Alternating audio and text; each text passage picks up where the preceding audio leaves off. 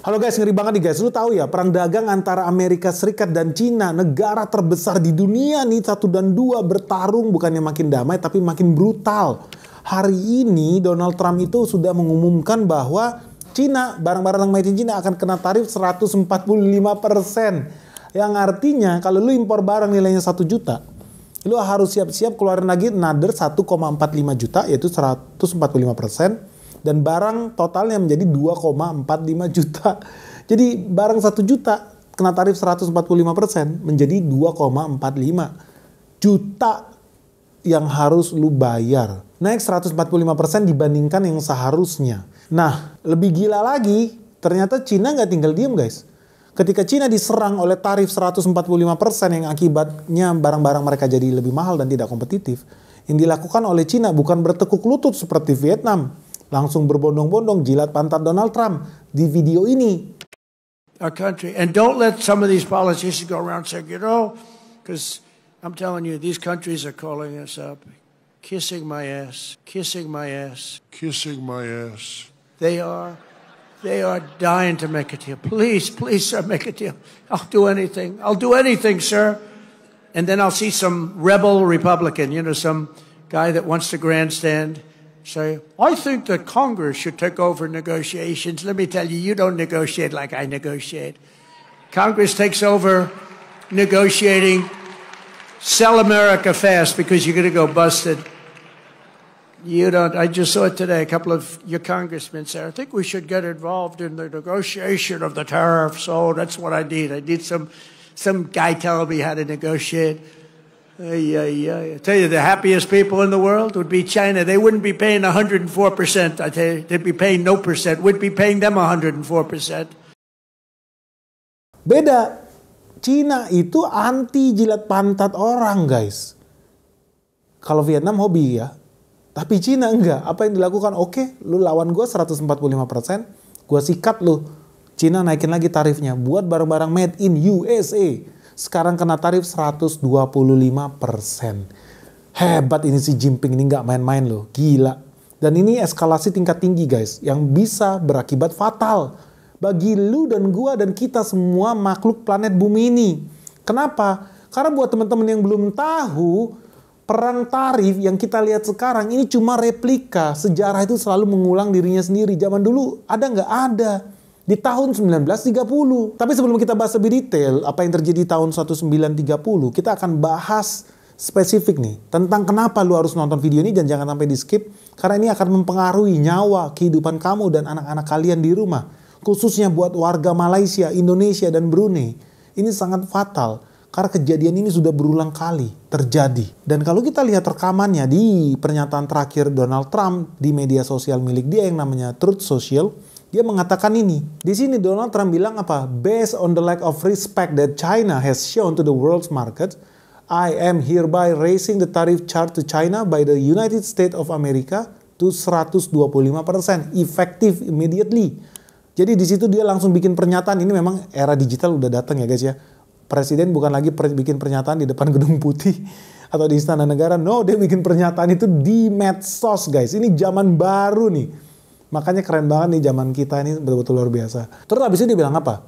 At some point, hopefully in the near future, China will realize that the days of ripping off the USA and other countries is no longer sustainable or acceptable.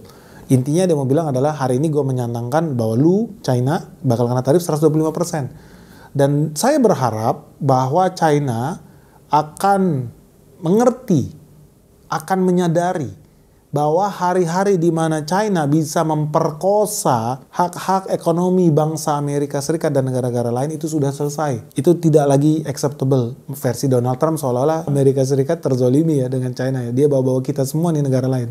Padahal lu aja yang gelap. Ya udah lanjut. Conversely, and based on the fact that the more than 75 countries have called representative of the United States, including the Departments of Commerce, Treasury, and the USTR to negotiate a solution to the subjects being discussed relative to trade barriers, tariff, currency manipulation, and non-monetary tariff, and that these countries have not, at my strong suggestion, retaliated in any way, shape, or form against the United States, I have authorized a 90-day pause and a substantially lowered reciprocal tariff during this period of 10%, also effective immediately. Thank you for your attention to this matter. Ini agak unik soalnya ketika dia mencanangkan tarif ke Indonesia yang 32%, tarif dia ke Malaysia, ke Singapura, ke Vietnam, dia bilang this is the liberation day. Ini adalah era yang sangat bersejarah, semua negara kena tarif. Terus sekarang tiba-tiba dia bilang terjadi 90-day pause. Sekarang kita semua kena tarif 10% flat karena kita sudah rela sembah sujud kepada Donald Trump. Kita tidak lakukan serangan balasan. Kita diberikan pengampunan oleh Presiden Donald Trump. Sungguh mulia dan baik hati Presiden Donald Trump. Karena kita tidak melawan. Retaliated in any way, shape, or form. Tapi Cina ngelawan guys. Dia disikat dengan tarif 145%. Ya, ini mencontohkan apa? Bahwa Amerika Serikat adalah negara paling powerful di dunia ini. Jangan kau berani macam-macam dengan the Empire of United States. Dia pengen bikin pernyataan bahwa gue adalah penguasa dunia, bukan China. Jangan kau sembah Xi Jinping, tapi sembahlah Amerika Serikat. Dan dia berulang kali bilang kiss my ass, kiss my ass, kiss my. Pede banget ini orang, sibuk ngebully orang-orang yang berusaha bernegosiasi dengan dia. Tapi China benar-benar amazing sih. Mereka bukan hanya bertahan seperti Rusia di perang, bukannya tambah nyungsep, tapi ekonominya malah tumbuh. Ternyata China juga berani loh. Dia udah mulai berani menggoncang, mengambil alih posisi nomor 1 di dunia ini. Tapi dia punya ilmu yang gak main-main guys. Karena mereka lakukan segalanya dengan terukur.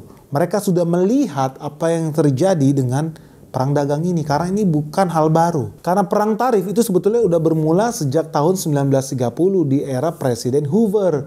Di sini dia menandatangani undang-undang yang namanya Smoot-Hawley guys. Nah, undang-undang ini bisa lahir karena di tahun 1929 pasar saham Wall Street jatuh dan ini mengejutkan seluruh dunia. Alhasil terjadi Great Depression di Amerika Serikat. Ini adalah peristiwa ekonomi crash terburuk sepanjang sejarah Amerika Serikat. Dan hal inilah yang memaksa Presiden Herbert Hoover untuk menandatangani Undang-Undang Smoot-Hawley pada Juni 1930. Undang-undang ini diberi nama Smoot-Hawley karena undang-undang ini disponsori oleh senator alias anggota parlemen Reed Smoot dan representatif Willis Hawley.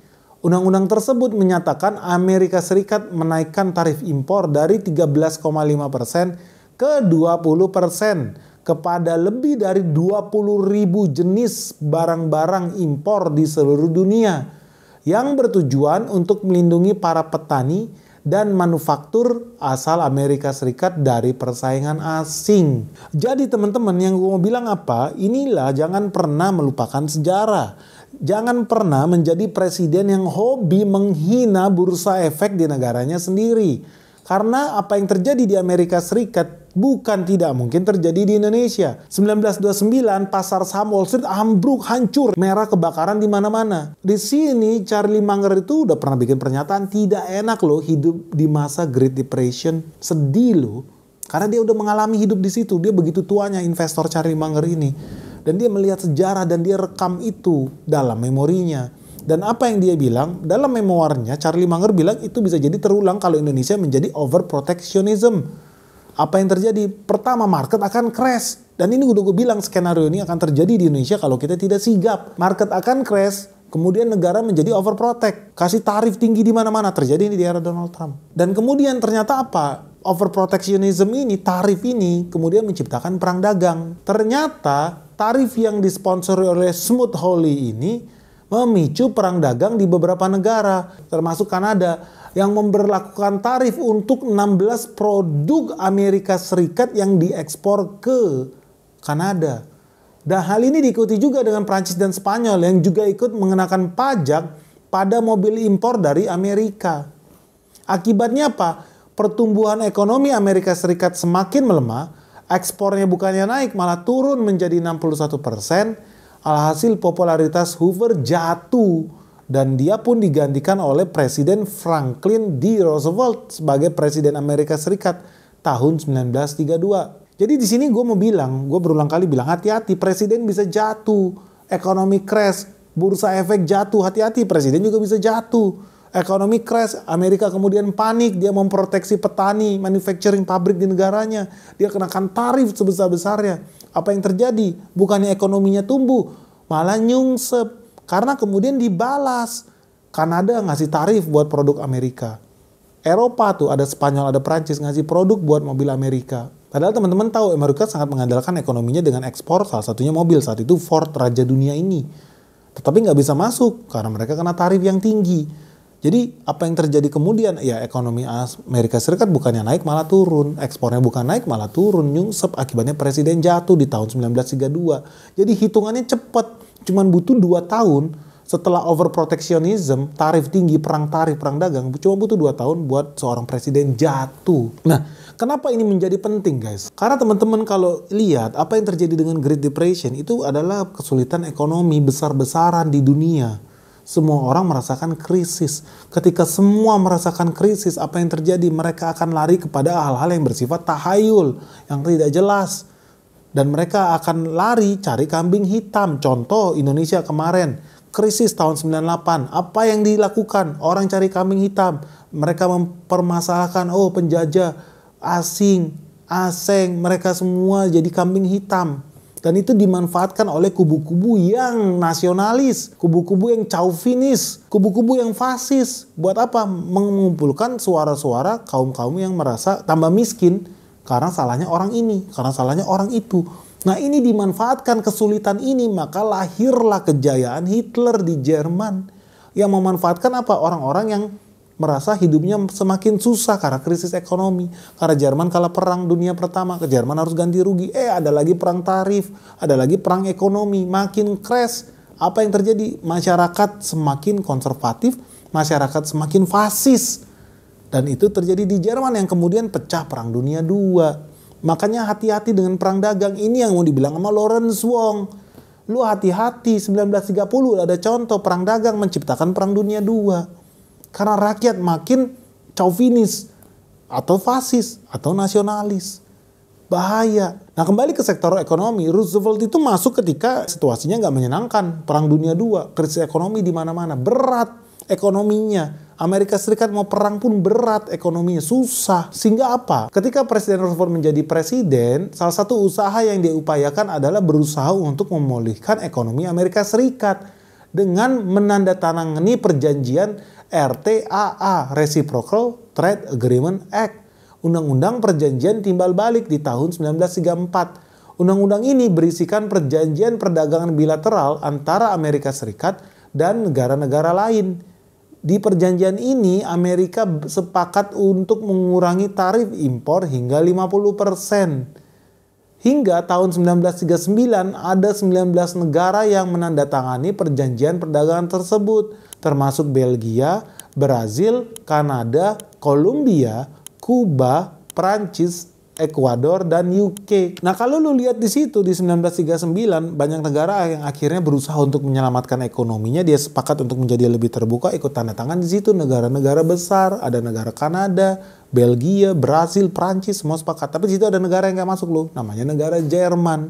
Makanya lu jangan heran di tahun 1939 di tahun yang sama pecahlah Perang Dunia II karena Jerman tidak ikut diundang untuk berdagang di mitra internasionalnya. Hingga akhirnya ya semua orang akhirnya sepakat untuk terus bernegosiasi, berdagang. Kita perlu liberalisasi perdagangan, makin banyak kawan makin bagus. Dan ini semua baru bisa terwujud ketika Perang Dunia Kedua berakhir di tahun 1945. Apa yang terjadi di tahun 1945 kalau lu orang Indonesia, lu tahu ya cuma perang berakhir, Indonesia merdeka. Tapi ada implikasinya, namanya implikasi ekonomi. Ternyata prosedur negosiasi tarif yang namanya RTAA itu nggak stop, tapi berlanjut, berevolusi menjadi GATT atau GATT, General Agreement on Tariff and Trade. Nah, General Agreement on Tariff and Trade isinya apa? Kesepakatan bagi negara-negara yang ikut tanda tangan agreement itu untuk masuk ke perdagangan bebas dan mempermudah perdagangan internasional. GATT alias GATT ini kemudian hari berubah lagi, berevolusi lagi menjadi WTO, World Trade Organization. Jadi kalau dibilang WTO hari ini lahir, itu ada hubungannya nggak dengan Perang Dunia II? Sangat ada. Ada hubungannya nggak dengan perang tarif? Ada sekali.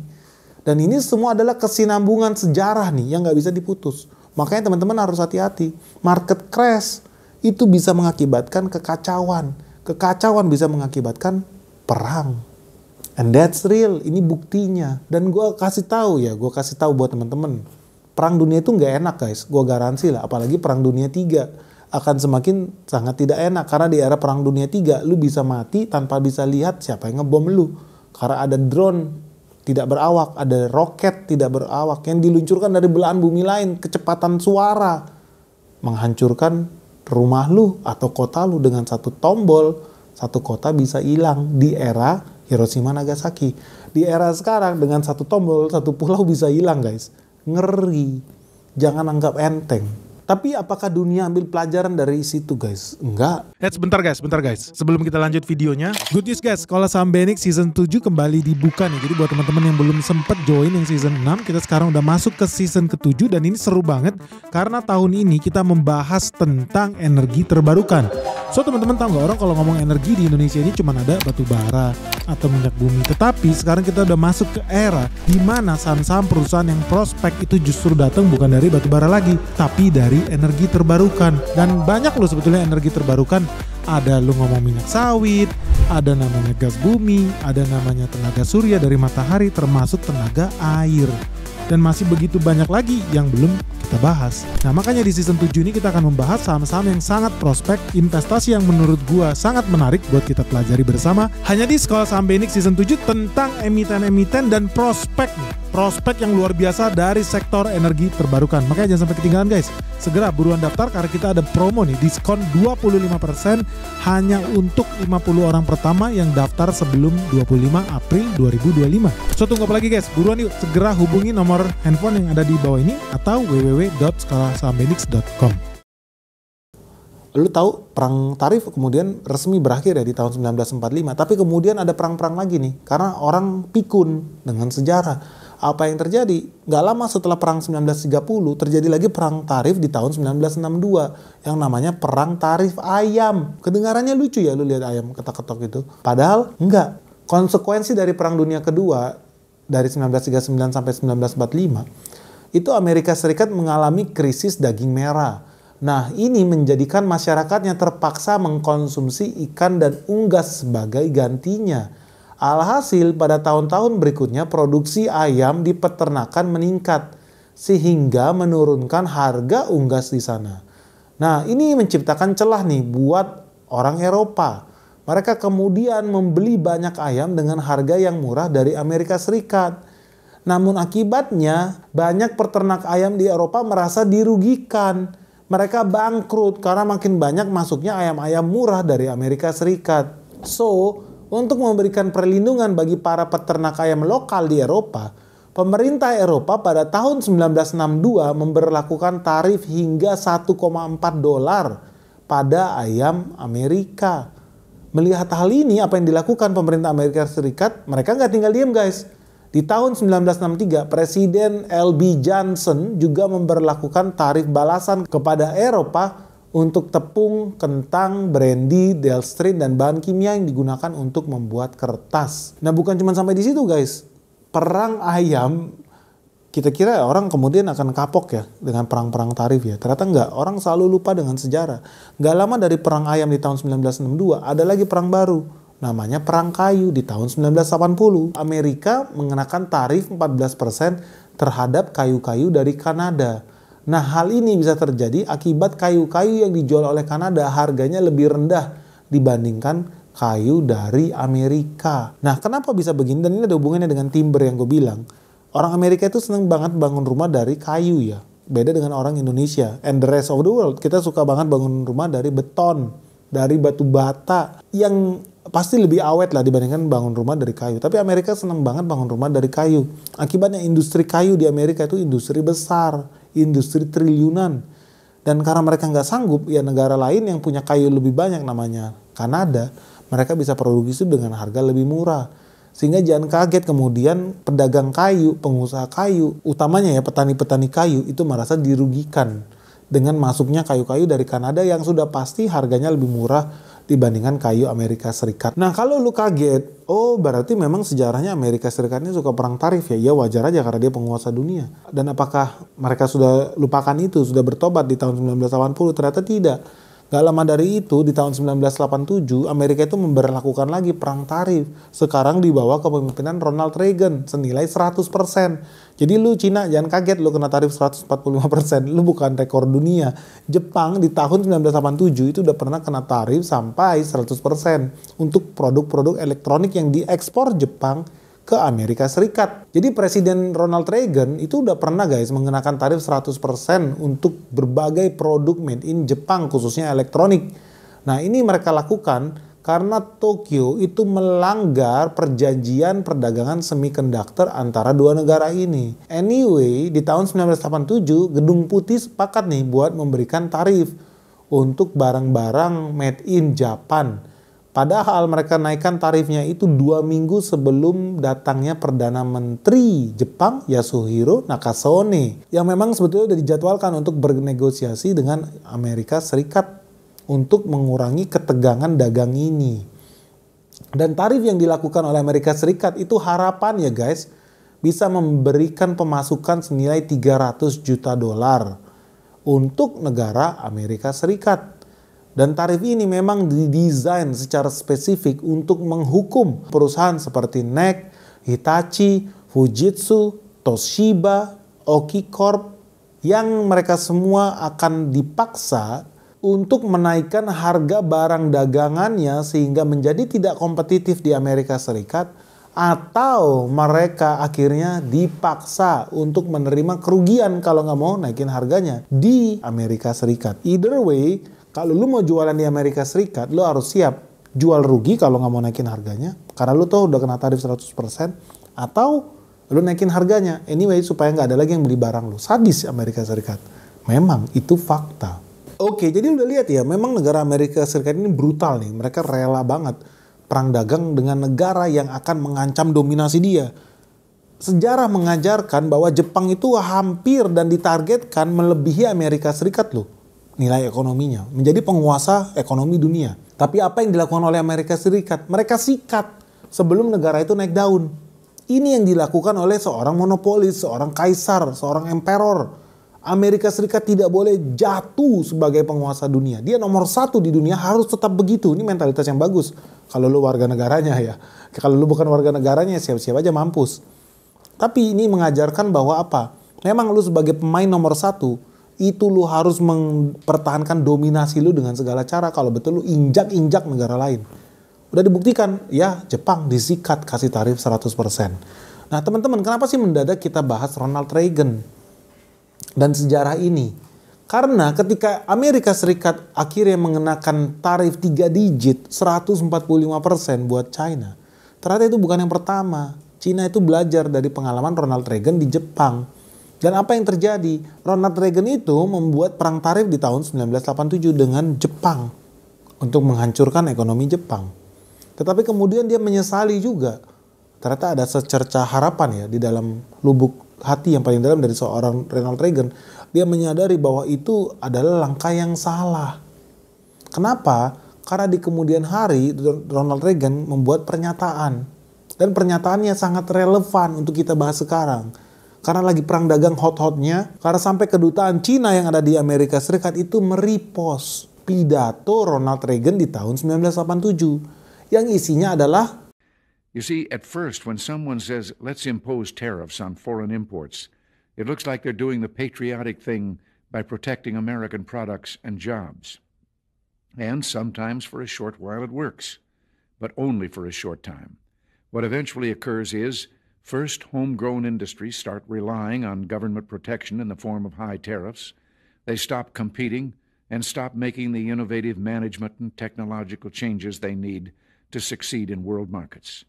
And then, while all this is going on, something even worse occurs. High tariffs inevitably lead to retaliation by foreign countries and the triggering of fierce trade wars. The result is more and more tariffs, higher and higher trade barriers, and less competition. So soon, because of the prices made artificially high by tariffs that subsidize inefficiency and poor management, people stop buying. Then the worst happens. Markets shrink and collapse, businesses and industries shut down, and millions of people lose their jobs. The memory of all this occurring back in the 30s made me determined when I came to Washington to spare the American people the protectionist legislation that destroys prosperity. Now, it hasn't always been easy. There are those in the Congress, just as there were back in the 30s, who want to go for the quick political advantage, who risk America's prosperity for the sake of a short-term appeal to some special interest group.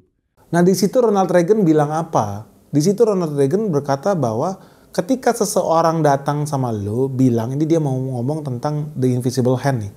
Ini pengontrol, ini iblis di belakang Amerika Serikat. Ketika ada seseorang datang bilang, ayo dong kita kasih tarif buat impor-impor dari negara asing. Itu kelihatannya sebagai hal yang patriotik yang kita lakukan untuk melindungi rakyat Amerika, melindungi American product, melindungi American job. Dan itu kelihatannya baik. Ya dong, lu melindungi tenaga kerja lu melindungi lapangan kerja lu melindungi produk-produk made in negara lu. Kelihatannya baik. Tetapi itu hanya berlaku dalam jangka pendek. Karena sebetulnya apa sih yang terjadi? Pertama, industri-industri rumahan akan mulai bergantung kepada proteksi pemerintah dalam bentuk tarif yang mahal ini.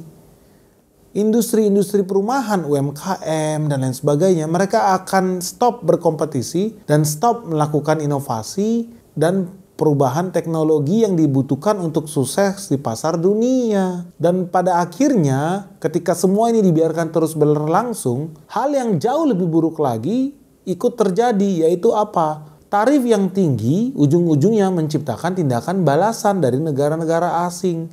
Dan ini akan memicu timbulnya perang dagang yang brutal. Alhasil yang tercipta adalah lebih banyak dan lebih banyak lagi tarif yang tercipta, yang lebih mahal, yang lebih tinggi, menciptakan trade barrier, dan akibatnya terjadi less and less competition. Dan ini berakibat fatal. Karena apa? Produk-produk itu kemudian kena harga yang mahal di mana-mana karena tarif ini. Dan tarif ini ada karena mereka disubsidi oleh manajemen yang buruk dan orang-orang akan pada akhirnya stop belanja. Apa yang terjadi ketika orang stop belanja karena barang-barang ini kena tarif yang tinggi dan menjadi mahal? Hal buruk kemudian akan terjadi. Market akan collapse, market akan mengecil. Bisnis, pelaku usaha, dan industri akan tutup. Dan akibatnya jutaan manusia akan kehilangan lapangan pekerjaan, aliasnya akan tercipta pengangguran besar. Ini masih terekam di dalam memori saya, Ronald Reagan, karena ini pernah terjadi di tahun 1930. Dan ini membuat saya semakin yakin ketika saya datang ke Washington, saya harus menyelamatkan rakyat Amerika Serikat. Bagaimana caranya? Dengan menciptakan peraturan-peraturan proteksionis yang sebetulnya menghancurkan harta kekayaan prosperity rakyat Amerika. Oke, ini memang tidak mudah. Karena sekarang, sama seperti dulu nih, ada orang-orang di parlemen, di Dewan Perwakilan Rakyat, sama seperti di tahun 1930-an, yang pengen sekali mengambil keuntungan dalam jangka pendek. Sok-sok nasionalis, sok-sok patriotik, yang sebetulnya ini membawa kekayaan, kesejahteraan rakyat Amerika Serikat dalam bahaya. Hanya untuk keuntungan politisi-politisi itu di jangka pendek. Dan ini ujung-ujungnya hanya menguntungkan sebagian kecil kelompok saja. Nah di situ guys, lu bisa ambil sebuah kesimpulan yang sangat bijaksana dari seorang Ronald Reagan. Bahwa tarif itu akan menciptakan perang dagang. Perang dagang akan menciptakan inefisiensi. Karena akan makin banyak pengusaha-pengusaha yang manja. Kayak Pertamina, manja. Nggak mau berubah menjadi lebih baik karena mereka punya monopoli di negara ini. Kenapa nggak dibebasin aja orang bikin pom bensin, impor bensin, bikin kilang minyak. Dibebaskan aja. Supaya saling berkompetisi. Semakin efisien, semakin efektif. Ujung-ujungnya rakyat yang akan berbahagia. Tercipta lapangan kerja. Jangan proteksi.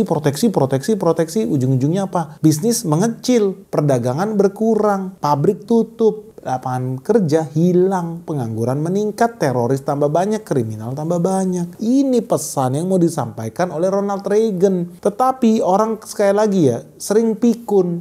Ini sudah pernah terjadi. Ronald Reagan udah bilang ini di tahun 1987. Mengambil pelajaran yang terjadi di tahun 1930. Makanya gue salut juga sama Lawrence Wong ini. Dia jadi Perdana Menteri Singapura baru loh.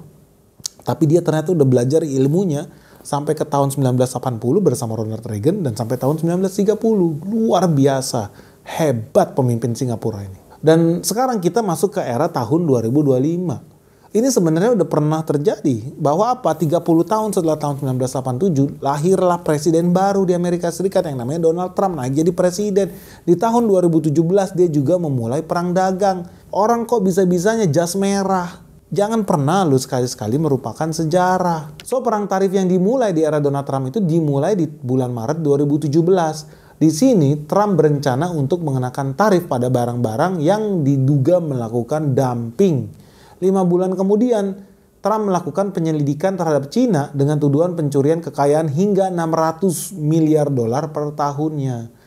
Hingga akhirnya, ujungnya di bulan Januari 2018, Trump akhirnya menetapkan tarif impor sebesar 30% untuk solar panel made in China. Nah, ini gak mau kalah nih China, dibales lagi. Bulan April di 2018, tahun yang sama, China membalas tarif impor Amerika Serikat itu dengan menaikkan tarif barang-barang made in USA sebesar 15% untuk produk buah, kacang, anggur, pipa besi, dan 25% lagi pajak untuk babi yang datang dari Amerika Serikat. Memang babi lo, itu maksudnya si Cina, spesifik banget ya, babi yang dia kasih. Luar biasa nih Cina. Nah di situ lo lihat ya, Amerika Serikat nyerang, kasih pajak 15% buat bisnis hijaunya Cina yang namanya solar panel. Dibalas lagi sama Cina, 15% buat produk pertanian Amerika Serikat plus another 25% buat babi made in Amerika. Apa yang dilakukan oleh Amerika Serikat? Dia nggak diam. Lu kasih pajak babi 25%, babi lu gua kasih lagi lu 25% untuk barang-barang medis dan mesin made in China. Jadi dibalas lagi. Apakah ini semua berhenti sampai situ? Tidak. Top up lagi Donald Trump. Di bulan Agustus 2018, Trump mengenakan tarif sebesar 10% untuk barang-barang Cina. Nilainya 200 miliar dolar. Nah, ini semua terus berlanjut sampai kemudian di akhir tahun 2018 sampai 2019 kita ada sedikit harapan. Di situ Amerika dan Cina mau diskusi, mau duduk bareng. Tetapi ini kemudian gagal mencapai kesepakatan tarif baru. Nah, gara-gara gagal ini, diam-diam ketika meeting, Trump itu udah punya niat gak baik nih guys. Dia udah mau naikin tarif barang-barang Cina senilai 200 miliar dolar. Artinya semua barang-barang Cina sebentar lagi akan kena tarif 10-25%. Dan ini semua mencapai klimaks ketika perusahaan besar dari China, perusahaan teknologi informasi yang namanya Huawei di tahun 2019 itu dilarang membeli spare part, membeli teknologi, membeli komponen atau alat-alat dari perusahaan Amerika. Lebih ekstrim lagi sampai Huawei ini punya anak ditangkap di Kanada, sekutunya Amerika Serikat. Ngeri juga ya, perang dagang akhirnya jadi perang badan fisik, masuk penjara loh. Eksekutifnya Huawei ini, ngeri ya. Nah ini semua kemudian berlanjut di tahun 2024, pada saat itu presiden baru udah lahir yang namanya Biden. Biden ternyata nggak tambah lembut sama Cina, tapi dia top up nih apa yang dilakukan oleh Donald Trump. Dia menarikkan tarif impor untuk kendaraan listrik Cina sebesar 100%, sebelumnya cuma 25%. Kemudian dia naikin lagi nih buat barang impor dari Cina yang namanya solar panel menjadi 50%, sebelumnya cuma 25%. Nah Biden lebih gila lagi, juga naikin tarif impor baja dan aluminium asal China menjadi 25%, sebelumnya cuma 7,5%. Jadi artinya siapapun presiden Amerika Serikat sekarang, mau partai apapun, mereka semua anti Cina, anti barang impor dari Cina, kasih tarif gila-gilaan. Artinya Amerika Serikat ini udah satu suara nih, melihat bahwa Cina seperti ancaman Jepang, harus disikat sebelum mereka tambah kaya dan mengalahkan status ekonomi Amerika Serikat sebagai negara terbesar dan terkaya di dunia. Jadi ketika 2024 Biden naikin pajak kendaraan listrik Cina menjadi 100%, solar panel menjadi 50%, impor baja menjadi 25%, lu jangan heran. Masuk 2025 presiden baru Donald Trump, ternyata bukannya makin lunak tetapi makin ganas sama China. Karena apa yang dilakukan Donald Trump di tahun 2025 setelah resmi menjadi presiden, Donald Trump menetapkan tarif baru sebesar 10% di bulan Februari 2025 berlaku untuk semua impor Cina ke Amerika Serikat. Dan di hari yang sama, China mengumumkan untuk memberlakukan bea masuk untuk batu bara Amerika, gas alam cair, dan mesin pertanian Amerika Serikat. Nggak berhenti sampai di situ saja. Di bulan Maret, Trump kembali menaikkan tarif tambahan ekstra sebesar 10% untuk semua barang dari China. Nah, menanggapi hal itu, China ikut menaikkan tarif hingga 15% untuk produk pertanian Amerika, termasuk kedelai, daging sapi, ayam, dan babi yang datang dari Amerika Serikat. Oke guys, jadi kita kalau lihat historicalnya lagi kembali, ini semua terjadi selalu beruntutan dengan begitu cepat. Inilah memang timbal balik pakpok nih berantem nih. Jab kiri, jab kanan, straight, hook, semua dilakukan oleh Cina dan Amerika Serikat. Jadi guys, perang tarif ini kita persingkat aja dan permudah aja. Itu bermula ketika Donald Trump jadi presiden. Di 1 Februari, dia mengenakan tarif 10% untuk semua produk made in China. Dibalas oleh Cina di bulan Februari juga tanggal 4. Kasih tarif 10% untuk barang-barang made in Amerika yang berbentuk gas, batu bara, dan alat-alat pertanian. Dibalas lagi nih di tanggal 10 bulan yang sama, bulan Februari, Amerika Serikat ngasih tarif 25% buat produk baja dan aluminium. Dan ini kemudian dilakukan lagi di bulan Maret tanggal 3. Amerika Serikat menerapkan tarif 20% untuk semua produk made in China. 3 Maret keluar tuh tarif 20% untuk semua barang Cina. Dibalas jarak 1 hari di 4 Maret, Cina mengeluarkan lagi tarif 10% nih buat produk-produk pertanian dan produk makanan made in Amerika Serikat pada tanggal 4 Maret. 4 Maret dibalas lagi nih oleh Amerika Serikat di 26 Maret. Dia kasih tarif 25% untuk produk mobil dan spare part mobil made in China. Dan ini di top up lagi di 2 April, Amerika Serikat mengenakan tarif sebesar 54% untuk semua barang made in China, kena tarif 54%.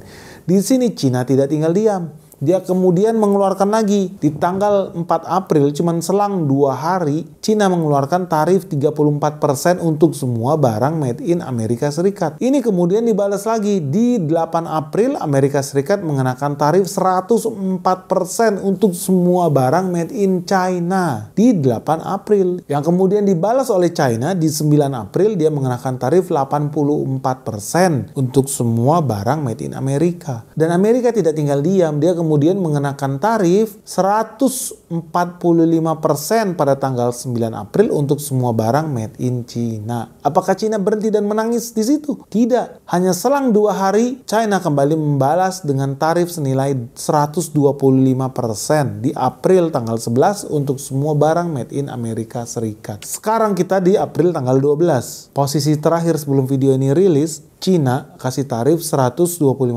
untuk barang made in Amerika, dan Amerika kasih tarif 145% untuk produk-produk made in China. Nah, kita nggak tahu nih akan semakin berubahkah. Dunia betul-betul sangat progresif. Ketika video ini luncur pun mungkin lu udah lihat udah berubah lagi nih situasi tarif ini. Tetapi tarif di atas 100% ini tidak normal guys. Dan ini mengingatkan kita kembali ke kasus antara Amerika melawan Jepang ketika Amerika secara spesifik ingin membunuh Toshiba dan kawan-kawan.